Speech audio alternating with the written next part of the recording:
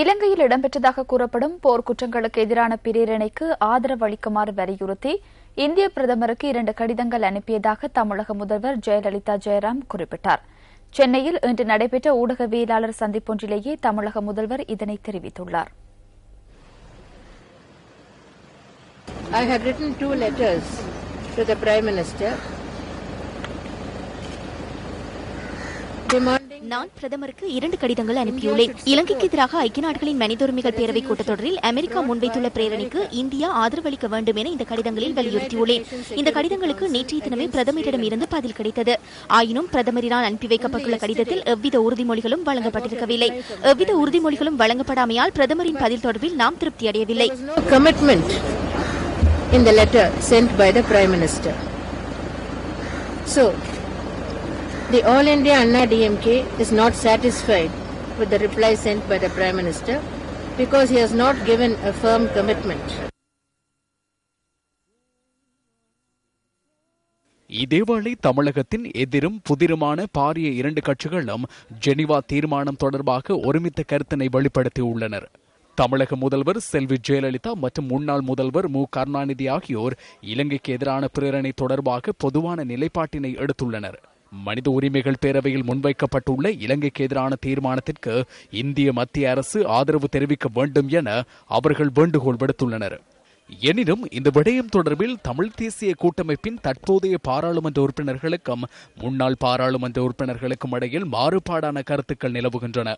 தமிழ் தேசிய கூட்டமைப்பு மனித உரிமைகள் பேரவையின் கூட்டத்தொடரில் கலந்து கொள்ளாதிருக்க தீர்மானித்துள்ள நிலையில் கூட்டமைப்பின் முன்னாள் பாராளுமன்ற உறுப்பினர்கள் அந்த கூட்டத்தொடரில் தமிழ் தேசிய கூட்டமைப்பு பங்கேற்காமல் இருப்பதனை கண்டித்துள்ளனர்.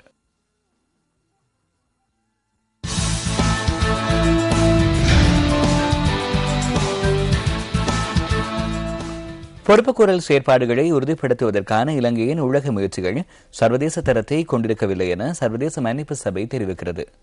2009 ஆண்டிலிருந்து இலங்கையில் பலர் காணாமல் போயுள்ளதுடன் துன்புறுத்தல்களுக்கு இலக்கானதாக ஜெனீவாவில் வெளியிடப்பட்டுள்ள 63 பக்கங்களை கொண்ட அறிக்கையில் மன்னிப்பு சபை சுட்டிக்காட்டியுள்ளது.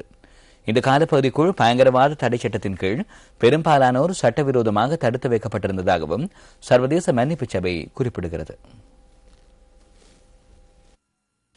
இலங்கையில் தடுப்பு முகாம்களை மூடுவதுடன் பயங்கரவாத தடை சட்டத்தை நீக்க வேண்டும் எனவும் சர்வதேச மன்னிப்பு சபை கோரிக்கை விடுத்துள்ளது. கைது செய்யப்படுகின்ற எந்தவொரு நபருக்கும் அவருக்கு எதிரான குற்றச்சாட்டுகள் குறித்து தெளிவுபடுத்துவதற்கும் குடும்பத்தினருடன் தொடர்பு கொள்வதற்குமான சந்தர்ப்பத்தை வழங்குவதற்கும் சட்ட உதவிகளை பெறுவதற்கு இடமளிக்கவும் இலங்கை அரசாங்கம் நடவடிக்கை எடுக்க வேண்டும் எனவும் அவர்கள் கேட்டுக் கொண்டுள்ளனர். ஒருவர் கைது செய்யப்பட்ட உடனேயே அவர் தடுத்து வைக்கப்பட்டுள்ள இடம் குறித்து உறவினர்களுக்கு எழுத்து மூலம் அறிவிக்க அதிகாரிகள் நடவடிக்கை மேற்கொள்ள வேண்டும் என்றும் சர்வதேச மன்னிப்பு சபை தெரிவிக்கின்றது. நீதிமன்றத்தில் ஆஜராகின்ற சாட்சியாளர்களின் பாதுகாப்பை உறுதிப்படுத்துவதற்கான சிறந்த திட்டம் ஒன்று இலங்கைக்கு அவசியம் என சர்வதேச மன்னிப்பு சபை விடுத்துள்ள அறிக்கையில் மேலும் குறிப்பிடப்பட்டுள்ளது.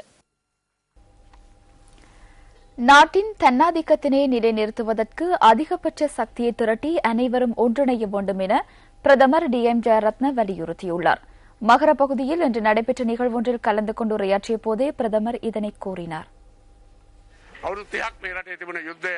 අවසන් කරේ යුග පුරුෂයෙක් වන අතිගරු මහින්ද 30 வருடங்களாக நாட்டில் நிலவிய யுத்தத்தை யுகபுருஷரான ஜனாதிபதி மஹிந்த ராஜபக்ச மற்றும் எமது பிள்ளைகள் ஒன்றிணைந்து முடிவுக்கு கொண்டு வந்தனர். 860 பயங்கர கொலைகள் இடம்பெற்றுள்ளன. அத்துடன் 300 பேர் இனப்படுகொலை செய்யப்பட்டுள்ளனர். 160 அரசியல்வாதிகள் கொலை செய்யப்பட்டுள்ளனர். முன்னாள் பிரதமர், ஜனாதிபதி, வெளிவிவகார அமைச்சர் ஆகியோர் கொலை செய்யப்பட்டுள்ளனர். 8780 வேறு பல பாரதூரமான குற்றங்களும் இடம்பெற்றுள்ளன. இவை இடம்பெற்ற போதிலும் இத்தகைய செயல்களில் ஈடுபட்ட LTT இயக்கம் பற்றியோ தீய எண்ணங்களை உடையவர்கள் பற்றியோ எந்தவித உணர்வுகளுமின்றி கருத்துக்களை கூறாமல் இலங்கை ஜனாதிபதி மற்றும் நாட்டு மக்கள் தவறான செயற்பாடுகளை பின்பற்றியுள்ளதாக ஜெனீவாவில் கூறுகின்றனர். இதனால் அனைவரும் ஒன்றிணைந்து இந்த நாட்டை சுதந்திர நாடாக வைத்திருப்பதற்கு உங்களாலான அதிகபட்ச சக்தியை திரட்டி ஒன்றிணையுமாறு இந்த சந்தர்ப்பத்தில் கோரிக்கை விடுக்கின்றேன். කියලා චීනීවා සාකච්ඡාවට අද භාජනය කරලා තියෙනවා. ඒ නිසා ඔක්කොම එකතු වෙලා මේ රට නිදහස් රටක් හැටියට තවදුරටත් තබා ගැනීමට තමන්ට පුළුවන් සියලු ශක්තිය යොදවන්න කියලා ඉතාම ගෞරවයෙන් මේ අවස්ථාවේදී ඉල්ලනවා. எதிர்வரும் காலங்களில் அரசாங்கத்துடன் இடம்பெறும் பேச்சுவார்த்தைகளில் தமிழ் தேசிய கூட்டமைப்பு சிவில் சமூக பிரதிநிதிகளையும் இணைத்துக் கொள்ள வேண்டும் என பிரஜைகள் முன்னணி கோரிக்கை விடுத்துள்ளது. கடந்த காலங்களில் தமிழ் மக்களின் பிரச்சனைகள் தொடர்பாக தூர இருந்து அவதானித்து வந்த புத்திஜீவிகளும் சிவில் சமூகமும் தற்போது தமிழ் தேசிய கூட்டமைப்பின் தவறுகளை சுட்டிக்காட்டி அதனை சரியான வழியில் இட்டு செல்ல முயன்று வருவதாக பிரதிகள் முன்னணியின் செயலாளர் நாயகமும் பாராளுமன்ற உறுப்பினருமான ஜெய ஸ்ரீரங்கா வெளியிட்டுள்ள அறிக்கையில் குறிப்பிடப்பட்டுள்ளது. தமிழ் தேசிய கூட்டமைப்பின் செயற்பாடுகளை அதிக வாக்குகளை பெற்று பாராளுமன்றத்துக்கு தெரிவான கூட்டமைப்பின் முன்னாள் பாராளுமன்ற உறுப்பினர்களான குமார் பொன்னம்பலம் மற்றும் செல்வராஜா கஜேந்திரன் உள்ளிட்டோர் கண்டித்து வருவதாக பிரதிகள் முன்னணி சுட்டிக்காட்டியுள்ளது. இந்நிலையில் தமிழ் தேசிய கூட்டமைப்பின் அங்கத்துவ கட்சிகளில் ஒன்றான ஈழ மக்கள் புரட்சிகர விடுதலை முன்னணியின் தலைவரான சுரேஷ் பிரேமச்சந்திரனும் கூட்டமைப்பின் தலைமைக்கு எதிராக விமர்சனங்களை முன்வைத்துள்ளதாக பிரதிகள் முன்னணி வெளியிட்டுள்ள அறிக்கையில் குறிப்பிடப்பட்டுள்ளது. எனவே கூட்டமைப்புக்குள் இவ்வாறு முரண்பாடுகளும் கருத்து வேற்றுமைகளும் தோன்றியுள்ள நிலையில் அதனை வழிநடத்தும் பொறுப்பு வாய்ந்த சிவில் சமூகத்தினையும் இணைத்து எதிர்காலத்தில் அரசுடனான பேச்சுக்களில் கூட்டமைப்பு பங்கேற்க வேண்டும் என அந்த அறிக்கையில் கோரிக்கை விடுக்கப்பட்டுள்ளது. பேச்சுவார்த்தைகளில் கலந்து கொள்ளுமாறு பிரதிகள் முன்னணிக்கு அரசினால் உத்தியோகபூர்வமாக அழைப்பு விடுக்கப்பட்ட போதும் பேச்சுவார்த்தை மேடையில் பல கட்சிகள் கலந்து கொண்டு தமிழ் கட்சிகளுக்கிடையில் ஏற்படக்கூடிய முரண்பாட்டை அரசாங்கம் தமக்கு சாதகமாக பயன்படுத்தும் என்பதை தவிர்ப்பதற்காகவே தமிழ் தேசிய கூட்டமைப்பு பேச்சுக்களில் ஏக பிரதிநிதிகளாக பங்கு பெற்ற வேண்டும் என்ற நோக்கத்துடன் தமது கட்சி அந்த பேச்சுவார்த்தைகளில் பங்கேற்கவில்லை என பிரதிகள் முன்னணி சுட்டிக்காட்டியுள்ளது. எனவே தொடர்ந்தும் நடைபெறும் பேச்சுக்களில் தமிழ் தேசிய கூட்டமைப்பு மலேக மற்றும் முஸ்லிம் கட்சிகளின் கருத்துக்களையும் பெற்றுக்கொண்டு சிவில் சமூகத்தினையும் இணைத்துக் கொண்டு ஏக பிரதிநிதிகளாக பேச்சுவார்த்தைகளில் கலந்து கொள்வதை பிரதிகள் முன்னணி வரவேற்பதாக அந்த அறிக்கையில் தெரிவிக்கப்பட்டுள்ளது. அரசியல் தீர்வு மக்களுக்காகவே அன்றி தீர்விற்காக மக்கள் அல்ல என்பதன் அடிப்படையில் அன்றும் இன்றும் மக்களுடன் இருந்து மக்களுக்காக செயற்பட்டு வரும் மன்னார் ஆயர் பேரர் திரு ராயப்பு ஜோசப் பாண்டகை தலைமையிலான சிவில் சமூகத்தினை பேச்சுவார்த்தைகளில் இணைத்துக் கொள்ள வேண்டும் என அந்த அறிக்கையில் கூறப்பட்டுள்ளது. அதற்கான பூரண ஒத்துழைப்பை பிரதிகள் முன்னணி வழங்கும் என முன்னணியின் செயலாளர் நாயகம் வெளியிட்டுள்ள அறிக்கையில் குறிப்பிடப்பட்டுள்ளது. ஜெனீவா கூட்டத்தொடரில் இலங்கையின் மனிதுரிமை மீறல்கள் தொடர்பான குற்றச்சாட்டுகள் சுமத்தப்படுகின்ற சந்தர்ப்பத்தில் வெள்ளை வேன்கள் மூலம் ஆட்கடத்தல்கள் இடம்பெறுவதை அவதானிக்க முடிவதாக மக்கள் விடுதலை முன்னணி தெரிவிக்கின்றது. இது தொடர்பாக இன்று நடைபெற்ற ஊடகவியலாளர் சந்திப்பில் முன்னணியின் பிரசார செயலாளரும் பாராளுமன்ற உறுப்பினருமான விஜித ஹேரத் இதனை கூறினார்.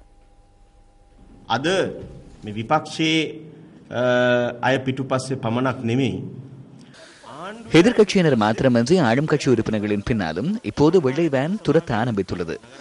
கொரோனாவு நகரசபை தலைவரின் செயற்பாடுகள் குறித்து விமர்சனங்கள் எழுந்துள்ளன. அந்த பிரதேச மக்கள் வெள்ளை வேனில் வந்தவர்களின் ஆயுதங்களையும் கைப்பற்றி போலீசாரிடம் ஒப்படைத்தனர். மிகவும் வருந்தத்தக்க விடயம் என்னவென்றால் அதிகாரி 4:40 அளவில் போலீஸ் உயர் அதிகாரிகள் வந்து எந்தவித பதிவுகளுமின்றி அவர்களை விடுவித்தனர். பொதுவாக ராணுவத்தில் இருந்து தப்பி சென்றவர்களை பிடிப்பதற்காக ராணுவ போலீஸ் உத்தியோகத்தர்களே செல்வார்கள். இது விசேட பதவியில் உள்ளவர்கள் போக மாட்டார்கள். இதற்காக வெள்ளை வேன் தேவையா? ராணுவத்தில் வாகனங்கள் இல்லையா? இவை பாரதூரமான சம்பவங்களாகும். ஜெனீவாவில் மனிதுரிமைகள் பேரவையில் இலங்கையின் மனிதுரிமை மீறல்கள் குறித்து பாரிய வாத பிரதிவாதங்கள் இடம்பெறும் ஒரு சந்தர்ப்பத்தில் இந்த முட்டாள்தனமான அரசாங்கம் தமது அரசியல் அதிகாரத்தை பயன்படுத்தி வெள்ளை வேன் மூலம் ஆட்களை கடத்துகிறது. ஸ்ரீலங்காවේ මානව හිමිකම් කඩකිරීම පිළිබඳව විශාල සංවාදයක් සාකච්ඡාවක් තියෙන වෙලාවක මේ තකතිරු මෝඩ ආණ්ඩුව තමන්ගේ දේශපාලන බලය පාවිච්චි කරලා සුදු වෑන් රථ හරහා ඇවිල්ලා පුද්ගලයන් පැහැර ගන්න. யாழ்ப்பாணம் நெடுந்தேவில் 13 வயதான சிறுமி ஒருவர் வல்லுறவுக்கு உட்படுத்தப்பட்டு படுகொலை செய்யப்பட்டமை தொடர்பான மரண விசாரணை நாளை நெடுந்தேவு சுற்றுலா நீதிமன்றத்தில் இடம்பெற உள்ளது. இதன்போது இந்த கொலை தொடர்பில் 3 சாட்சியாளர்களின் வாக்குமூலங்கள் பதிவு செய்யப்பட உள்ளதாக தெரிவிக்கப்படுகிறது. இதேவேளை சிறுமியின் கொலை தொடர்பில் கைது செய்யப்பட்டு விளக்கமறியலில் வைக்கப்பட்டுள்ள சந்தேக நபர் நாளை மறுதினம் ஊர்காவல்துறை மாவட்ட நீதவான் நீதிமன்றத்தில் ஆஜர்படுத்தப்பட உள்ளார். நெடுந்தீவு 8ஆம் வட்டாரத்தைச் சேர்ந்த ஜேசுநாதன் லக்ஷணி இம்மாதம் 3ஆம் தேதி காலை சந்தைக்கு சென்று மாலை வரை வீடு திரும்பவில்லை. இந்த நிலையில் அன்றைய தினம் மாலை வேளையில் வல்லுறவுக்கு உட்படுத்தப்பட்டு கொலை செய்யப்பட்ட நிலையில் லக்ஷணியின் சடலம் நெடுந்தீவு 9ஆம் வட்டார பகுதியிலிருந்து கண்டுபிடிக்கப்பட்டது. நெடுந்தீவு மகாவித்தியாலயத்தில் கல்வி பயின்று வந்த ஜேசுதாசன் லக்ஷணி 7 பிள்ளைகளை கொண்ட குடும்பத்தில் 4வது பிள்ளையாவார். அவரது தந்தை பொருட்களை மாட்டுவண்டியில் ஏற்றிச் செல்லும் கூலி தொழிலாளி என தெரிவிக்கப்படுகின்றது. சிறுமியின் கொலை தொடர்பான தகவலை அறிந்து கொண்ட நெடுந்தீவு பிரதேச பொதுமக்கள் சம்பவ தினத்தன்று இரவு சந்தேக நபர் ஒருவரை பிடித்து போலீசாரிடம் ஒப்படைத்தனர். குறித்த சந்தேக நபர் ஈழ மக்கள் ஜனநாயக கட்சியின் உறுப்பினர் என யாழிலிருந்து வெளியாகும் நாளேடு ஒன்று தகவல் வெளியிட்டுள்ளது. இந்த சந்தேக நபர் ஏற்கனவே பல குற்றச்சாட்டுகளுடன் தொடர்புடையவர் எனவும் அவற்றில் சில சம்பவங்களுக்காக விளக்கமறியலில் இருந்தவர் எனவும் மக்கள் கூறுகின்றனர். சந்தேக நபரை நீதிமன்றத்தில் ஆஜர்படுத்தி விசாரணை நடத்தப்பட வேண்டும் என வலியுறுத்தி இம்மாதம் 4ஆம் தேதி போலீஸ் நிலையத்திற்கு முன்பாக கூடிய மக்கள் ஆர்ப்பாட்டத்திலும் ஈடுபட்டனர். இதற்கமைய ஊர்காவத்துறை நீதிமன்றத்தில் ஆஜர்படுத்தப்பட்ட சந்தேக நபரை எதிர்வரும் 16ஆம் தேதி வரை விளக்கமறியலில் வைக்குமாறு உத்தரவு பிறப்பிக்கப்பட்டது. சந்தேக நபர் தனது மகளை மீன் வாங்கி தருவதாக தெரிவித்து அழைத்துச் செல்வதை உறவினர் ஒருவர் கண்டுள்ளதாக லக்ஷணியின் தந்தை தெரிவித்துள்ளார்.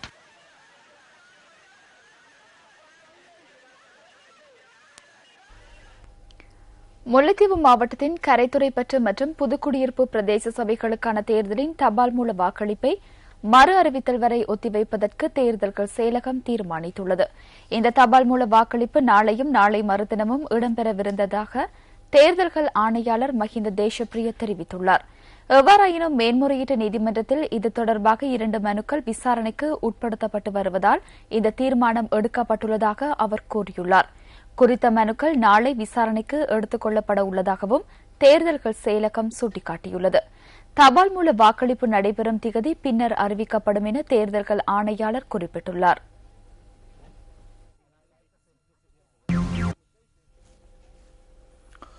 கோவைக்கட்டு நோய் பரவியமை காரணமாக களுத்துறை கல்வி வலயத்தின் 2 பாடசாலைகள் மற்றும் 12 முன்பள்ளிகள் தற்காலிகமாக மூடப்பட்டுள்ளன. களுத்துறை, போம்புவல ஸ்ரீ தர்மாலோக மகாவித்தியாலயம் மற்றும் அதன் ஆரம்ப பிரிவு என்பன தற்காலிகமாக மூடப்பட்டுள்ளன. அந்த பிரதேசத்தில் 400 முதல் 600க்கும் இடைப்பட்ட மாணவர்கள் கோவைக்கட்டு நோயினால் பீடிக்கப்பட்டுள்ளதாக தேசிய சுகாதார ஆய்வு நிலையத்தின் களுத்துறை பொது சுகாதார பரிசோதகர் ஆதி சிங்கபாகு தெரிவித்தார். கமகொட பொது சுகாதார பரிசோதகர் பிரிவிலேயே இந்த நோய் கடுமையாக பரவியுள்ளது. இதனையடுத்து பொது சுகாதார பரிசோதகர்கள் சிலர் இணைந்து மக்களை தெளிவுபடுத்தியுள்ளனர். முன்பள்ளிகள் மற்றும் மக்கள் கூடுமிடங்களில் தெளிவுபடுத்தி உள்ளோம். இது பரவக்கூடிய நோய் என்பதால் மக்கள் ஒன்று கொடுக்கின்ற சந்தர்ப்பங்களை தவிர்ப்பதற்கு நடவடிக்கைகளை மேற்கொண்டுள்ளோம். இதேவேளை மக்களை தெளிவுபடுத்தும் நடவடிக்கை ஒன்று போம்புவல ஸ்ரீ தர்மாலோக மகாவித்தியாலயத்தில் இன்று முன்னெடுக்கப்பட்டது. கோவைக்கட்டு நோயின் தன்மை என்ன? இந்த வைரஸ் பெரும்பாலும் ஒருவருக்கொருவர் பரவக்கூடியது. அதாவது ஒருவருக்கு தும்மல் ஏற்படுகின்ற போது வெளியேறுகின்ற இந்த நோய்க்கான வைரஸ் சுகத்தேகியான ஒருவரின் மூக்கினூடாக உடலினுள் பரவி தாக்கத்தை ஏற்படுத்துகிறது. குறிப்பாக கலங்கள் வீக்கமடைந்து இந்த நோய் ஏற்படுகிறது. இதனால் ஏற்படுகின்ற பக்க விளைவுகள் என்ன? மத்திய சுவாச கட்டமைப்பினுள் உட்புகுந்து மூளையின் செல்களுக்கு புகுந்து என்செபலைட்டிஸ் என்ற நிலைமையை தோற்றுவிக்கிறது. மேலும் இதன் பாதிப்பினால் ஆண்மை குறைபாடு ஏற்படக்கூடும். 2011ஆம் ஆண்டில் இருந்து தேசிய முயற்சக்தி திட்டத்தின் கீழ் சின்னம்மை, கூவைக்கட்டு மற்றும் ருபெல்லா போன்ற நோய்களை ஒழிக்கும் நோக்கில் MMR எனும் பெயரில் தடுப்பூசி அறிமுகப்படுத்தப்பட்டுள்ளதாக சுகாதார அமைச்சு தெரிவிக்கிறது. இதனை பிள்ளைகளுக்கு 1 வயதிலும் 3 வயதிலும் 2 மாத்திரைகளாக வழங்குவதன் மூலம் இது நோய் காரணியான வைரஸ் பாதிப்பிலிருந்து தவிர்த்துக் கொள்ள முடியும் என மருத்துவர்கள் குறிப்பிடுகின்றனர்.